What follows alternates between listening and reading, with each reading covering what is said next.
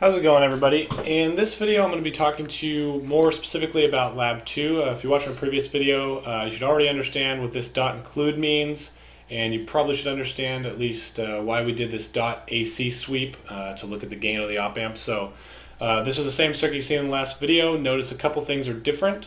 Most noticeably is this RB1 has these interesting curly braces around where the value would typically be. So what are these curly braces? Well, if you put curly braces around a name, I guess in this case RB1, it makes it a variable kind of similar to a variable you would have in programming language. And what you can do with this, what it allows you to do is it allows you to do a number of things. You can do math on the variable, you can set the variable to a specific number, and more importantly for us right now is it actually allows us to sweep this variable through different values.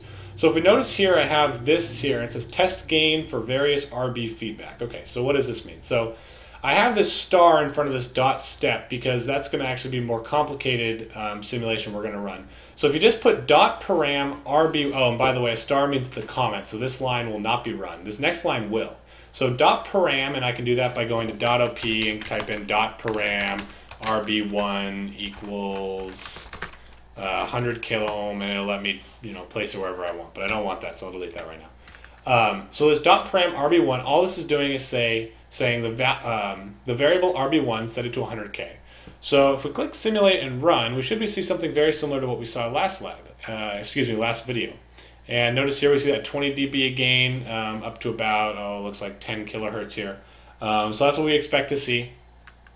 And then we could do other things, so we could, don't look at that bottom circuit quite yet, we'll get to there in a minute. So I could right click this and I could say, oh, okay, well that's too much, I want to go down. So now RB1 is going to equal 50K. And I could run it again, and then we see that 14 dB gain. So we could do this for all sorts of different values, but that would be rather tedious and take us a long time. We also would have to, be typing in and changing text every time. So an easier way to do that would actually just be run this dot step. And if I do this dot step param RB1, that says step, just kind of like a for loop would, step parameter RB1 through this list. And the list are the values I list to the right. So what it's going to do is it's going to run the simulation at 10K, RB1 equals 10K. Then it's going to run it at RB1 equals 15K, 27, etc., etc. And what it'll do for us, it'll plot all those curves, and we can see them all in one go. So if I click run, we see, boom, all these curves, and most of them, notice at 10K, right, we have an inverting amplifier. So at 10K, we have unity gain, or I guess inverting unity gain op amp. And then this would be 15K, 27K, 40, etc., etc. And this probably makes sense because we know as RB up, the RB1 increases, the gain is going to increase. But sometimes you actually run a simulation where you'll have a bunch of plots and you really won't know which value corresponds to which plot. So if we want to just narrow it down, we can actually right click on here and we do the select steps. And let's say I'm only interested in the 27 or the 47. I want to see which one has more gain, and I click OK. Now it'll just plot those two for me, and I can narrow it down to two.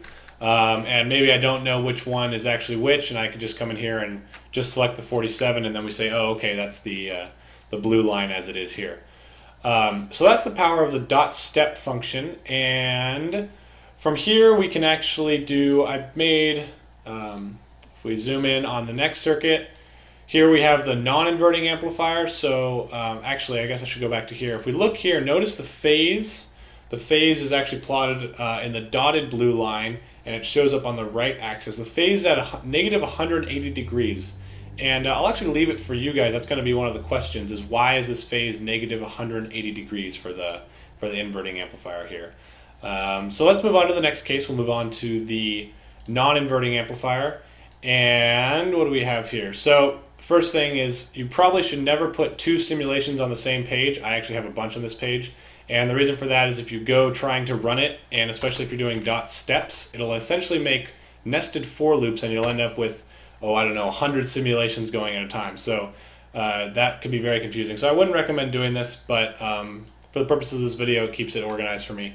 Okay, so here we're on the non-inverting amplifier, and I could just do this, since we know how the dot param works, I can do this step, and if I simulate and run it, we should see, let's see here.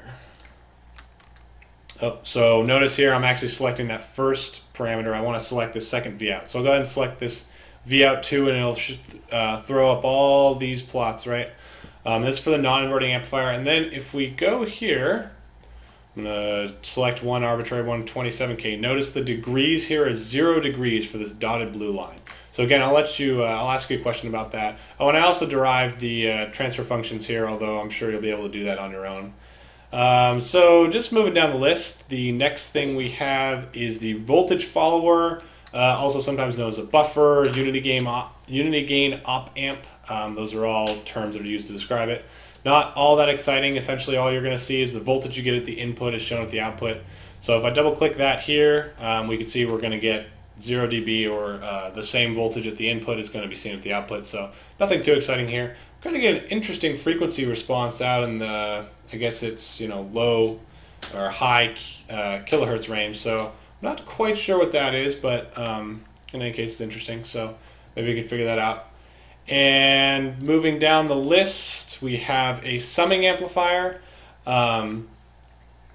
Notice here, I think for this plot, you probably just want to run a .op analysis. And what that means is, let me see. So this is one reason that you don't want to be running multiple circuits in the same files, because it can get confusing. So what I want to do here is I just want to run a .op. And what .op is operating point. It's actually going to run a DC.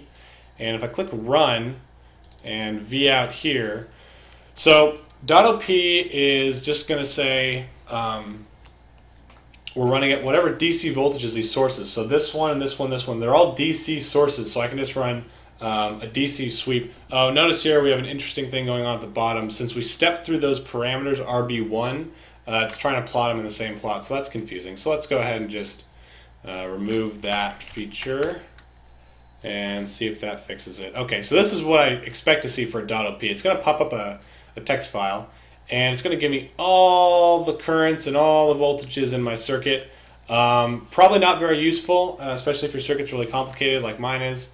So what's easier to do is we can come down to this circuit and we can actually just hover over this Vout4, and notice in the bottom left corner it'll actually tell you the answer. DC operating point V of Vout4 is equal to minus 2.4 volts. And if you crank through the numbers on this, did the math, you should find that that is in fact the right answer for the given values of R1, R2, RF. Notice here also R3, I put 100 meg. You can't do infinite on the resistance, and also if you delete it from the circuit, it would yellow you. So 100 mega ohms is more than enough to eliminate any sort of it might contribute a small error, but that's okay. So next we have the integrator circuit. This simulation is a little bit different. So again, I need to delete the .op or else it'll be confused. This simulation is a transient analysis. So let's see if I right click on that and uncomment it, and this will be if I went to the edit simulation command, this will be the transient analysis. So it's saying stop time is 0.1 seconds. Time to start saving, I want to start saving at 0 seconds, and then my maximum time step. Typically you should make this maximum time step at least 100th to 1,000th of what your stop time is, so that you get enough data points through your simulation. So click OK. And let's go ahead and click Simulate and Run and check the output node. So notice we have an integrator here, so we see that integrator type response, and then all of a sudden we start flattening out here. Well, remember that integrator is the area under the curve, right? The area under curve of a DC source here is just going to be this, it would be, I guess, increasing, but it's going negative. So in any case, we go down negative and we hit this minus 15. Well, what that minus 15 is, that's actually our VEE. If we notice at the top of our simulation, this minus 15 volt rail right here. So we can't go any lower than that in our circuit. Our circuit just won't let us we don't have a power supply. So we'll max out at minus 15 volts, and at this point, obviously, your integrator is not doing what it's supposed to. It's already, I believe the word is saturated. So that's pretty much it for the integrator. Oh, I also have a couple other interesting things. So notice these dot ICs. I actually don't know if I need these, but what this is it's an initial condition. So this says when you start running the simulation, set the voltage at Vout5 to be 1 volt. And we can kind of see this little bit of peak happening here, and that's what that is causing. But what it actually does is sometimes these simulations have a hard time getting going.